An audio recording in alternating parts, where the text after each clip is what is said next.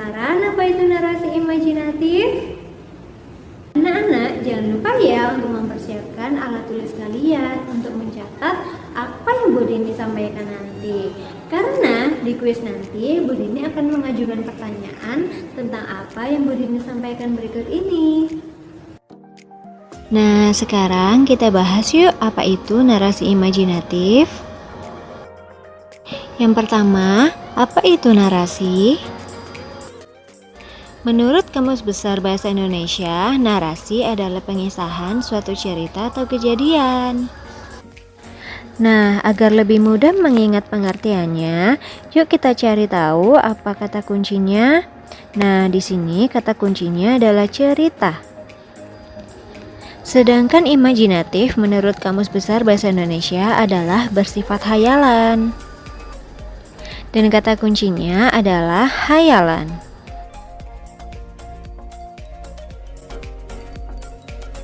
Lalu, apa itu narasi imajinatif? Jadi, narasi imajinatif itu adalah cerita yang bersifat hayalan. Tapi, cerita yang bersifat hayalan seperti apa? Apakah yang seperti ini? Atau yang seperti itu? Nah, kita bahas lagi yuk narasi imajinatif yang seperti apa sih yang dimaksud? Nah, agar kita lebih mengenal narasi imajinatif, berikut ini yuk kita bahas ciri-ciri narasi imajinatif. Oke, yang pertama, narasi imajinatif itu menggunakan penokohan tentang aku atau tentang seseorang. Yang kedua, narasi imajinatif menggunakan kata sifat sebagai penggambaran tokoh atau latar tempat, serta suasana. Yang ketiga, narasi imajinatif itu banyak menggunakan gaya bahasa sebagai perumpamaan atau makna tidak sebenarnya untuk menyampaikan amanat atau pesan kepada penikmatnya. Nah, anak-anak diingat-ingat ya ciri-ciri narasi imajinatif yang sudah Bu Dini sebutkan tadi. Sekarang, apakah kalian sudah mengerti apa itu narasi imajinatif? Nah, agar kalian lebih mengerti apa itu narasi imajinatif, yang bagaimana sih narasi imajinatif itu, sekarang Bu Dini akan menayangkan sebuah video. Video ini berjudul Nono si Anak Rembulan. Nah, video Nono si Anak Rembulan ini diadaptasi dari buku yang berjudul sama, yaitu Nono si Anak Rembulan, karya Joko Lelono.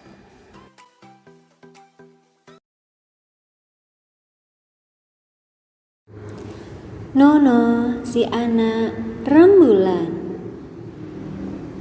Nono si anak rembulan berangkat sendiri berlibur ke Wulingi, tempat tinggal Mbah Sastro. Ia selalu suka liburan di sana karena ia bisa bersepeda keliling Wulingi dan bermandi-mandi di Sungai Lekso yang menyegarkan. Tak jarang Nono juga membantu Mbah Mas yang punya warung makan di stasiun Wulingi. Suatu hari, Nono ditugaskan untuk membeli tahu goreng Ganjari ke tempat Mbah kakek buyutnya. Nono pun berangkat dengan sepeda. Nono mengambil jalan pintas menuju Jari. Di tengah perjalanan, ia berhenti sejenak untuk melihat sebatang pohon kenari besar di tepi Kalinjari yang pernah diceritakan oleh Mbak Pur. Menurutnya, dahulu ada seorang anak bernama Trimo yang menghilang di dalam pohon kenari itu. Trimo menghilang ketika ia sedang berlindung dari serangan Belanda.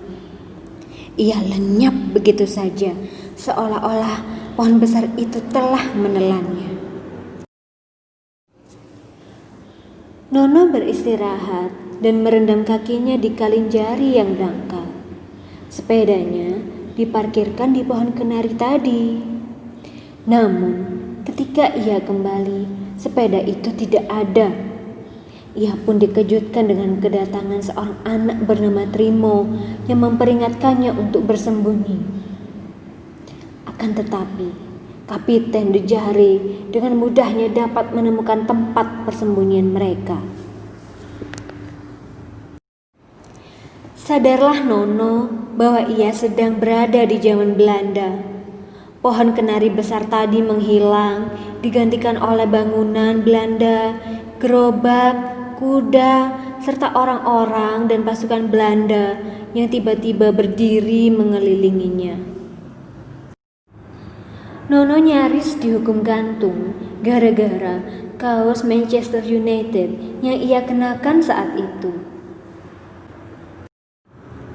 Setelah itu, dia terperangkap di warung Mbok Rimbi yang merupakan jelmaan iblis, berkawan dengan kelompok semut hitam yang ternyata adalah segerombolan pencuri.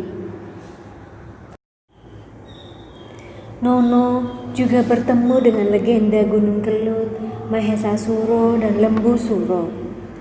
Nono juga berjumpa dengan Sarce, si putri Belanda yang dapat mengubah dirinya menjadi burung kenari, dan berhadapan dengan Sri Ratu yang dijuluki setan merah karena kekejamannya. Tiba-tiba Nono diminta untuk memimpin perang yang disebabkan oleh konspirasi orang-orang dalam kerajaan. Perang tersebut sangat riuh, namun Nono dapat memenangkan peperangan itu.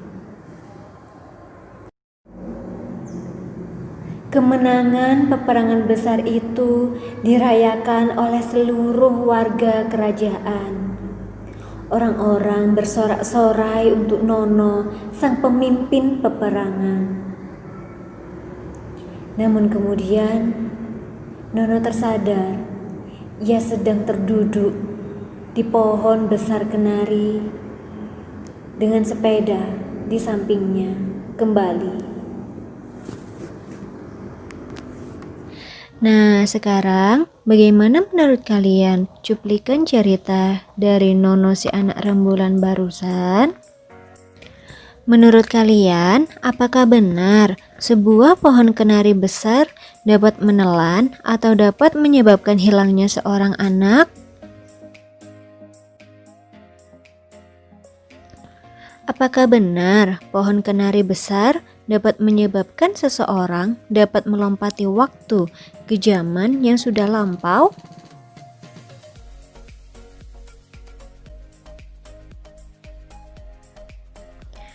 Bagaimana menurut kalian? Ya, kita tidak perlu kok bertanya kepada Bapak Joko Lolono sebagai penulis Nono si anak rembulan. Oke, kita bahas satu persatu ya. Apakah Nono si anak rembulan termasuk ke dalam narasi imajinatif? Dari pengertian narasi imajinatif adalah cerita hayalan. Nah, apakah cerita tersebut termasuk ke dalam cerita hayalan? Yuk kita ingat-ingat lagi bagaimana cerita Nono si anak rembulan. Cerita itu di mana digambarkannya sebuah pohon yang menelan seorang anak bukanlah hal yang wajar terjadi. Begitu pula dengan pohon yang dapat menyebabkan seseorang dapat melompati waktu ke masa lampau adalah hal yang tidak wajar. Maka dari segi pengertiannya, Nono si anak rembulan termasuk ke dalam narasi imajinatif. Lalu, bagaimana dari aspek ciri-cirinya? Kalian masih ingat kan apa saja ciri-cirinya? Oke, ciri-ciri narasi imajinatif. Yang pertama, menggunakan penokohan tentang aku atau seseorang. Ya, Nono si anak rembulan menggunakan sudut pandang orang ketiga serba tahu yang menitik beratkan tokoh bernama Nono sebagai tokoh utama. Yang kedua, menggunakan kata sifat sebagai penggambaran tokoh, tempat, serta suasana. Misalkan pada kalimat Nono kelas 5 SD. Penggambaran ini akan membuat kita terfokus kepada sosok Nono yang berumur sekitar kelas 5 SD. Berikutnya, kata sifat besar pada frasa pohon kenari besar. Di sini kita tidak dapat melihat langsung pohon kenari tersebut, namun dengan kata sifat besar yang menempel pada frasa tersebut, kita dapat membayangkan bagaimana pohon tersebut berukuran besar. Contoh lain pada kalimat tepi sungai Kalinjari yang dangkal. Nah, walaupun kita tidak berada pada Kalinjari yang sesungguhnya, kita bisa membayangkan bagaimana suasana Kalinjari dengan penggambaran kalimat tersebut.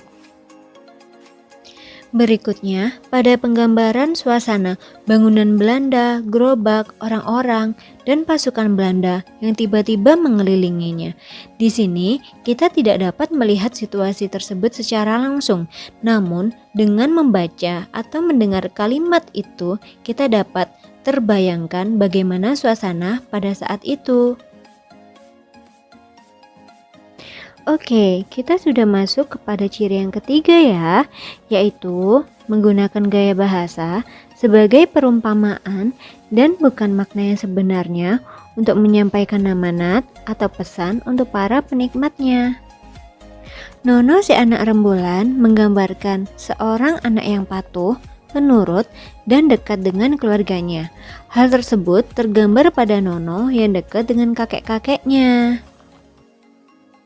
Nono juga seorang anak yang digambarkan sebagai anak kota yang berlibur ke sebuah kota kecil dan menyukai hal-hal sederhana yang tidak didapatinya di kota, seperti bersepeda keliling kota dan mandi di sungai. Hal tersebut seakan menyiratkan pesan bahwa selama ini kita lupa akan hal-hal sederhana di dekat kita. Padahal hal-hal sederhana itu dapat membawa kebahagiaan untuk kita. Nah, dari ciri-ciri tersebut dapat kita simpulkan bahwa cerita Nono si anak rembulan juga termasuk kepada narasi imajinatif. Ya, betul. Dari pengertian dan ciri-ciri Nono si anak rembulan termasuk kepada narasi imajinatif. Apakah kalian setuju pada pendapat Bu Dini? Oke, setelah berikut ini jangan kemana-mana ya. Kita akan masih membahas narasi imajinatif yang lainnya. Setelah ini, Bu Dini akan membuka kuis yang Bu Dini janjikan tadi. Jangan kemana-mana.